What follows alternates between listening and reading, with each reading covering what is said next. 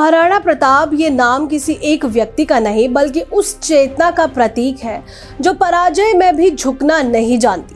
भारतीय इतिहास में बहुत से राजा हुए, बहुत से साम्राज्य खड़े हुए और बहुत से मिट भी गए, लेकिन महाराणा प्रताप वो शासक थे जिन्होंने ये सिद्ध कर दिया कि सत्ता का आकार बड़ा हो सकता है पर आत्मसम्मान की ऊंचाई उसे कहीं अधिक होती है। ये वो गाथा है जहां तलवारें केवल लोहे से नहीं बल्कि विचारों से टकराई। एक और अकबर का विशाल साम्राज्य था, उसकी बड़ी सेना थी, वैभव था, और दूसरी ओर एक अकेला राजा जिसके पास ना तो अपार धन था ना ही विशाल सेना, लेकिन जिसके पास वो शक्ति थी जिसे कोई जीत नहीं सकता था। वो था उसका स्वाभिमान। उस नाम में क्या जादू है, उस व्यक्तित्व में वो कौन सी ताकत है कि आज भी राणा प्रताप का नाम देते ही रोंगटे खड़े हो गए। वो कैसा जीवन जी गए होंगे, किस प्रकार से जीवन को खपाया होगा। 400 साढ़े 400 साल के बाद भी राणा प्रताप का नाम देते ही जवानी इस प्रकार से उमड़ पड़ी। वो कौन सा सामर्थ्य है, वो जीवन की कौन सी आहुति है जो आज भी हमें प्रकाश दे रही है, मार्ग प्रशस्त कर रही है।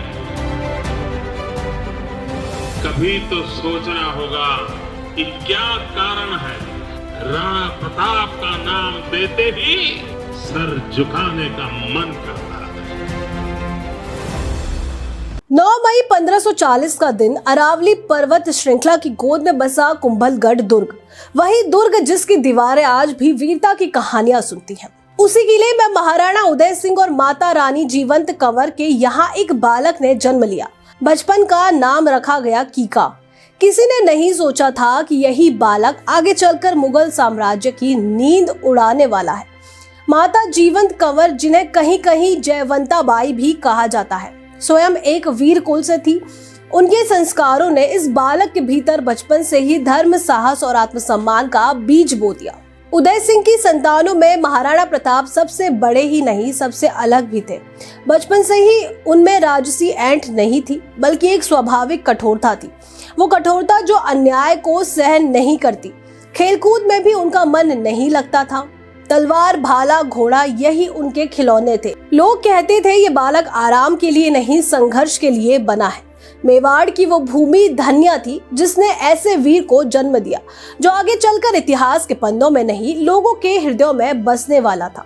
समय बीतता गया और उत्तराधिकारी का प्रश्न सामने आया। राणा उदय सिंह ने अपनी सबसे छोटी रानी के पुत्र जगमल को उत्तराधिकारी घोषित किया। पिता का निर्णय था, लेकिन मेवाड़ कोई साधारण राज्य नहीं था। वहां गद्दी जन्म से नहीं योग्यता से मिलती थी। दरबार के सरदार जानते थे कि जगमल उस आग को संभाल नहीं पाएंगे जो मेवाड़ की आत्मा में जलती थी। इसीलिए परंपरा और विवेक ने मिलकर निर्णय लिया, महाराणा प्रताप ही मेवाड़ के वास्तविक शासक होंगे। ये केवल एक राज्याभिषेक नहीं था, ये स्वाभिमान की ताजपोशी थी। प्रताप के जीवन में एक ऐसा साथी भी आया जो इतिहास में स्वयं एक अध्याय बन गया। चेतक, नीला अफगानी घोड़ा। वो केवल तेज या सुंदर नहीं था, वो अपने स्वामी की भावना को समझने वाला था। कहा जाता है कि चेतक हाथी के मस्तक तक उछल सकता था, लेकिन उसकी सबसे बड़ी विशेषता उसकी निष्ठा थी। वो युद्ध में महाराणा प्रताप की आंखें और पैरों की गति बन गया। दोनों के बीच संबंध राजा और घोड़े का नहीं बल्कि योद्धा और शूरवीर का था। और फिर वो दिन आया जिसने इतिहास की दिशा बदल दी। 18 जून 1576, हल्दी घाटी। अरावली की पीली मिट्टी जो उस दिन रक्त से लाल हो गई। अकबर ने आमेर के राजा मानसिंह और आसफ खां के नेतृत्व में विशाल मुगल सेना भेजी। सामने महाराणा प्रताप थे, सीमित संसाधनों के साथ लेकिन असीम साहस के साथ। युद्ध शुरू हुआ और कुछ ही क्षणों में वो भीषण रूप ले गया। तलवारें टकराई, हाथी चिंगाड़े, घोड़े धरती को रौंदते चले गए। महाराणा प्रताप चेतक पर सवार होकर शत्रु सेना के बीच जा पहुंचे। उनका लक्ष्य मानसिंह था, लेकिन सामने सलीम हाथी पर बैठा मिला। भाले का एक प्रहार महावत मारा गया, हाथी बेकाबू हुआ। यदि लोहे का कवच न होता तो सलीम का जीवन संकट में आ जाता और इतिहास की धारा बदल जाती। लेकिन युद्ध कभी किसी का इंतजार नहीं करता। मुगल सैनिकों ने चारों ओर से महाराणा को घेर लिया। संकट गहरा गया। तभी झाला सरदार मन्नाजी आगे आए। उन्होंने महाराणा का मुकुट अपने सिर पर रखा और शत्रु पर टूट पड़े। आखिरकार मन्नाजी ने अपने प्राणों की बलि दे दी। ये केवल एक सैनिक का बलिदान नहीं था, ये राजपूती निष्ठा की अंतिम पराकाष्ठा थी। इसी बीच चेतक घायल अवस्था में भी अपने स्वामी को लेकर 26 फीट चौड़ा नाला लांघ गया। सुरक्षित स्थान पर पहुंचते ही उसने अंतिम सांस ली। मेवाड़ ने उस दिन एक घोड़ा नहीं खोया, उसने अपनी आत्मा का एक हिस्सा खो दिया। इसके बाद महाराणा प्रताप का जीवन जंगलों में बीतने लगा। ये वनवास केवल राज्य से दूर रहना नहीं था, यह आत्मसंघर्ष का काल था।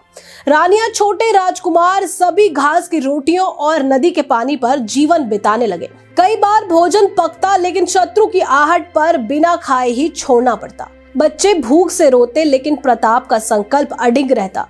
भील आदिवासी उनके अपने बन गए। उन्होंने बच्चों को टोकरी में छिपाया, जंगलों के कठोर जीवन में परवरिश की और स्वयं भूखे रहकर भी मेवाड़ की जान बचाई। इतिहासकार एक कहानी का जिक्र करते हुए बताते हैं कि शोलापुर की विजय के बाद मानसिंह वापस हिंदुस्तान लौट रहा था। इसी दौरान उसने महाराणा प्रताप से मिलने की इच्छा जताई। उस समय राणा प्रताप कमलमीर में रहते थे।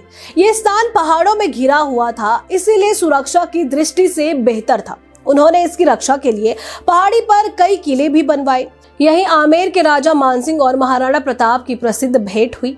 मानसिंह के आने पर महाराणा प्रताप उदय सागर झील तक उसका स्वागत करने पहुंचे। झील के सामने एक टीले पर मानसिंह के लिए भोजन की व्यवस्था की गई। भोजन तैयार होने पर मानसिंह को बुलाया गया।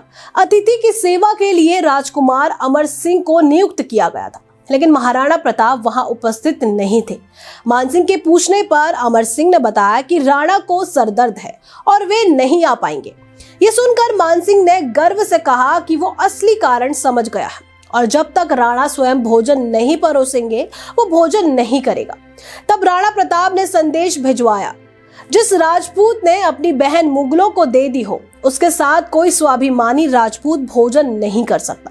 ये बात मानसिंह को बहुत अपमानजनक लगी। उसने भोजन को छुआ तक नहीं, केवल अन्न देवता को अर्पित किए गए कुछ चावल के दाने अपनी पगड़ी में रखे और वहां से चला गया। जाते समय उसने कहा कि उसने राजपूतों की मर्यादा बचाने के लिए मुगलों से संबंध बनाए, लेकिन फिर भी भेदभाव किया गया। उसने चेतावनी दी कि इसका परिणाम मेवाड़ को भुगतना पड़ेगा। जिस स्थान पर मानसिंह के लिए भोजन सजाया गया था उसे अपवित्र मानकर खुदवा दिया गया। वहां गंगा जल छिड़का गया। जिन राजपूतों ने ये दृश्य देखा था उन्होंने स्वयं को अपवित्र मानकर स्नान किया और वस्त्र बदले। अकबर बार बार प्रयास करता रहा, दूत भेजे, संदेश भिजवाए, सत्ता और सम्मान का प्रलोभन दिया, लेकिन महाराणा प्रताप का उत्तर एक ही रहा, स्वाभिमान के बदले कुछ स्वीकार नहीं।